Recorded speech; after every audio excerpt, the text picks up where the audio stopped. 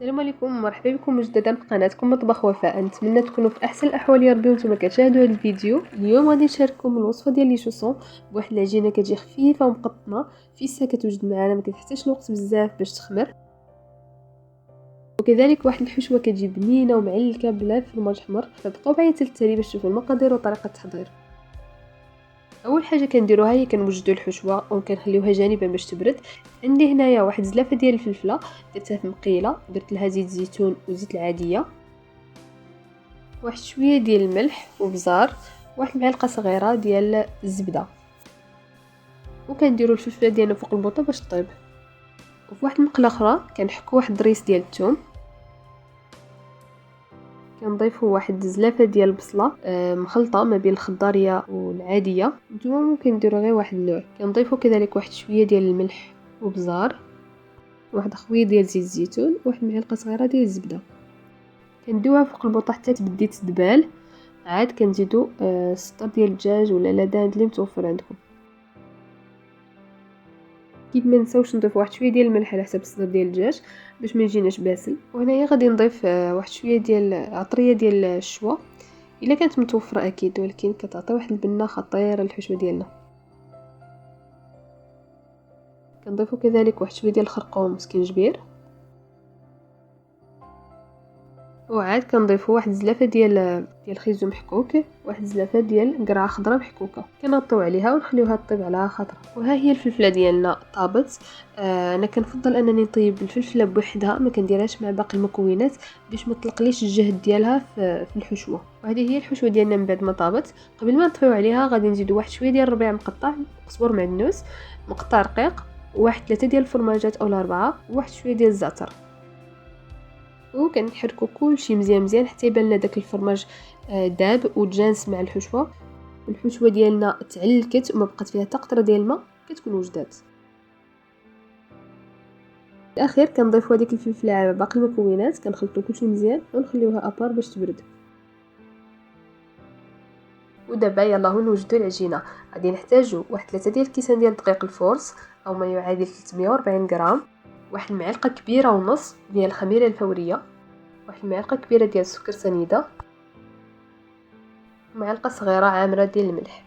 وكنخلطوا جميع المكونات بواحد نص يوطرو ديال الماء يكون دافي.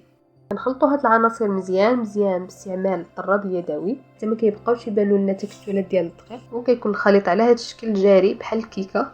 كنغطيوه بسلوفان ونخليوه على جنب باش يخمر واحد لمده 10 دقائق حتى لربع ساعه. هذه هي العجينه ديالنا من بعد ما ارتاحت، كيكون ضاعف الحجم ديالها.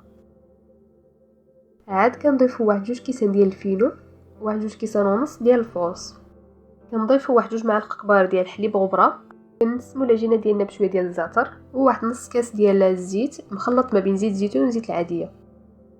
هاد الكميه ديال الدقيق اللي عطيتكم راها مضبوطه، غادي تجيكم العجينه شويه مرخوفه، ولكن هذا هو السر باش تجيكم خفيفه ورطبه. حاولوا نجمعوا العجينه ديالنا على هذا الشكل، هي ما كتطلبش منا واحد المجهود كبير، فيسا كتجمع وكتجانس. كنفضل نقول العجينه ديالي على سطح العمل باش نتاكد 100% بلي ما بقات حتى شي كويره ديال الدقيق، وراه ما كندلكوهاش، غير كنجمعوها وها هي واجده.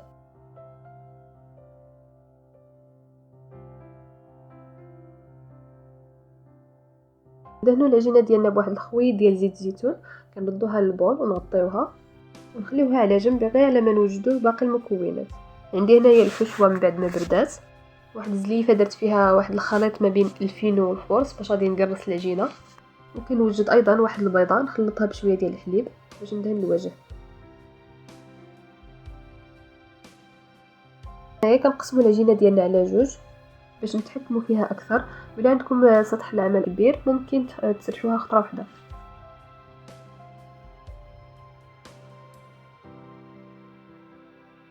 بالاستعانه بالدلاك كنسرحوا العجينه على هذا الشكل.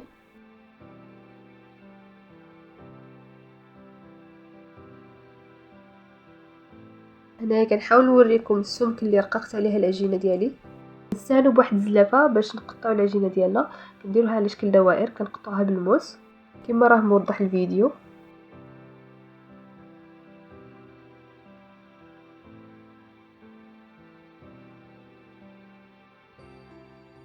وهذيك الشياطه اللي بقات غادي نجمعوها ونوليو نخدموها مره اخرى.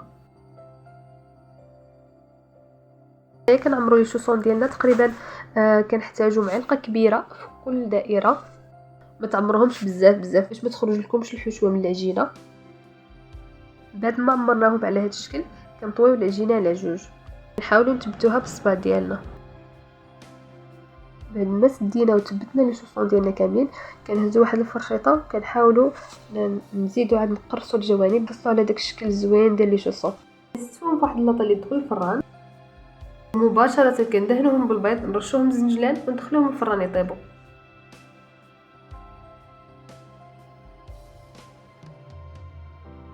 بعد ما طابوا لي شوصون ديالنا كيكون هذا هو الشكل النهائي ديالهم.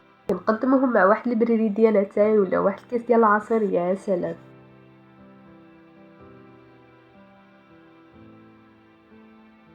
صدقوني هاد لي شوصون كيجيو ولا اروع بهاد العجينه، كتجي خفيفه مقطمه، ضروري خصكم تجربوها.